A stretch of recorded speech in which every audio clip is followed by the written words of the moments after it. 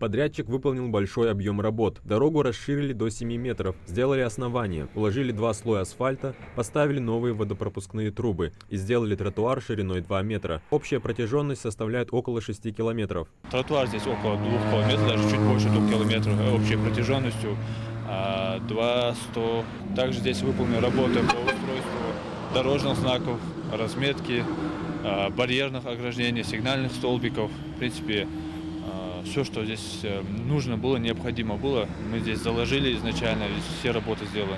Обновленная дорога предоставит жителям ближайших сел возможность значительно сократить время в пути до районных центров, благодаря улучшенному дорожному покрытию и его расширению. Водители отмечают, что давно ждали этого, ведь многие из них практически ежедневно ездят по этой трассе. Исключительно хорошая дорога.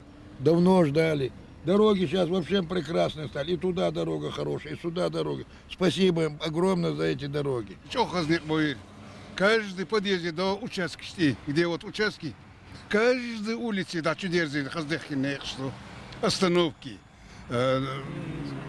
подъезды, тротуары, все хорошо. Отмечают, что данная автодорога имеет большую значимость для республики, поскольку пролегает через такие населенные пункты, как Барсуки, Троицкая, поселок Восточный и Карабулак, соединяется с автодорогой Серноводская-Грозный. Мы сейчас находимся на границе Сунжи, то есть дальше идет уже Серноводская, там в эту сторону уже предусмотрены остановочные павильоны, там 4 штуки,